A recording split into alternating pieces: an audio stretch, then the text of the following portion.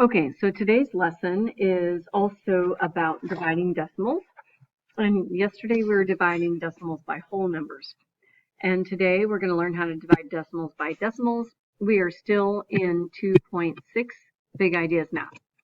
So before we actually get into the lesson, I just want to go over, hey, what do you think I'm doing when I turn a number into a whole number, right? So we're going to play this whole number game where we figure out what can I multiply a decimal by to get a whole number.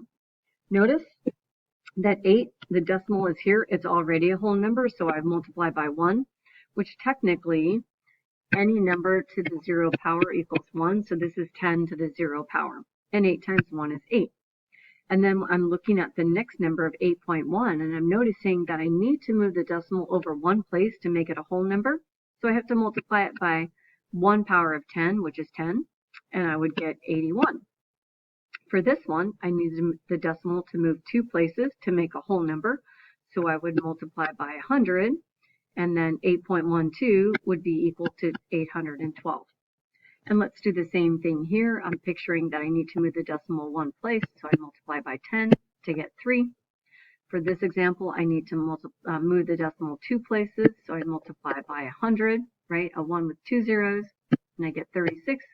And the last one, I need to move that decimal 1 to 3 places, so I need to multiply by 10 to the third, or 1,000, and it also equals 36.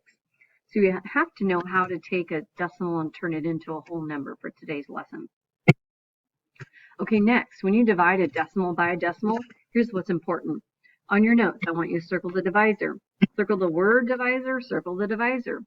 Okay, there's the divisor in long division, and that's it. It's the number on the outside. In a fraction, the divisor is the bottom number. Today, we're looking at the divisor, and it's going to tell us what to do. So notice that I can look at a fraction as division, and I can create an equivalent division problem. 1 divided by 2 is equal to 2 divided by 4, right? It looks the same as the highlighted portions.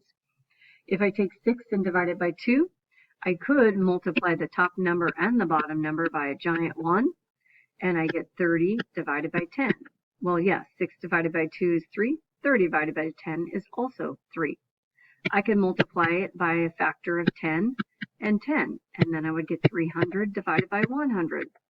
But I can also do division the way we simplify fractions by dividing by a power of 10 and change this to 300 divided by 100 is 3, 100 divided by 100 is 1. So I just created equivalent division problems by multiplying the top and bottom number by the same thing. We're going to extend that to division problems. So I want you to circle the divisor and look at the divisor and tell me how many places you need to move the decimal to make it a whole number.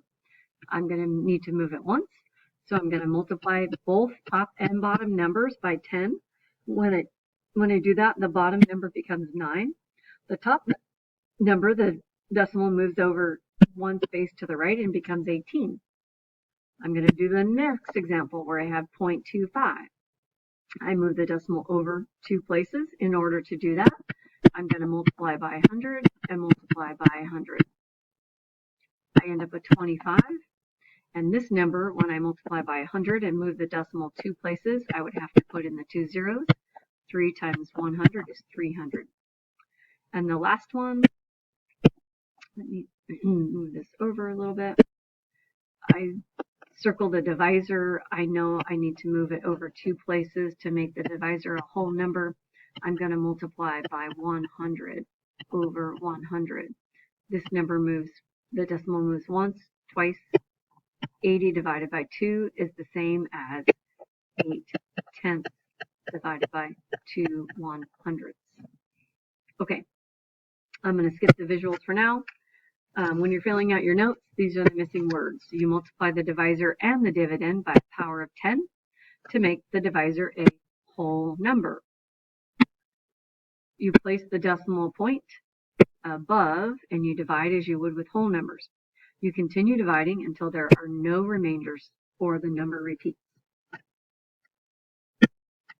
Okay, so next, I'm going to take a division problem and I'm going to rewrite it so that the divisor is a whole number.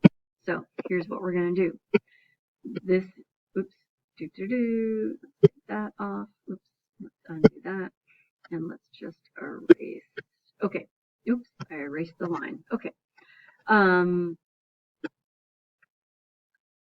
So I circle the divisor. That's the number that I want to change. There's the divisor. Here it is in the fraction. I want it to be a whole number 8, so I know the decimal needs to move twice, so I'm going to multiply it by 100 over 100. The divisor is now an 8. The numerator, also, I move the decimal 2 places. The numerator becomes 206.4. So now I'm going to divide. 8's on the outside, 206.4 is on the inside. Remember, the decimal goes up above in the quotient. 8 does not go into 2, so I put a 0. 8 goes into 20 2 times. 8 times 2 is 16. When I subtract and regroup, I get 4, and I bring down the 6. 8 can go into 46 5 times. 8 times 5 is 40, so I subtract. And then I bring down the last number, which I see is a perfect square. 8 times 8 is 64. That's an 8. I subtract the 64. Okay, so I get 25.8 as my answer. I can check my work by by multiplying 25.8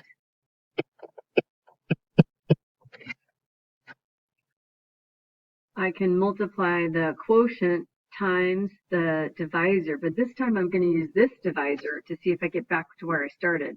So I'm just going to write the 0.08, and normally I take out the decimals, and when I do the math, I get 4620, and the decimal goes right here, and I do end up with 2.064, right? So this is the quotient. So the answer to this division problem is 25.8, and so is the answer to this division problem, because they are equivalent division problems. Okay, so here's an OYO. Step 1 is to make it easier. So we write, this is the divisor. I'm going to write 21.643 over 2.3. I need the decimal to move one place, so I'm going to multiply it by a power of 10. I get 216.43 divided by 23. 23 is on the outside. 216.43 is on the inside. I put my decimal up, then I start dividing. 23 cannot go into 2, so I put a 0. 23 cannot go into 21. I put a 0. I look at my chart. I know that 23 can go into 216 9 times. I multiply and I get 207. I subtract and I get 9. I bring down the 4.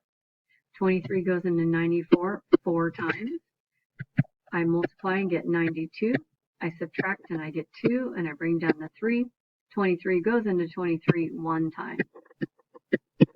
I can check my work by multiplying 9.41 times 2.3, maybe even check it with a calculator and see if I get 21.643, which you won't.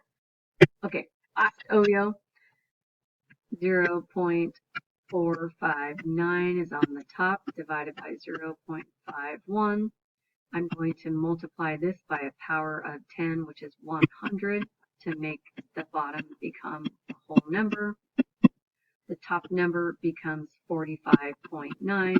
I know right now that my estimate is about 1, because I can round this up to 50 divided by 50. Okay, so step 2 is do the math.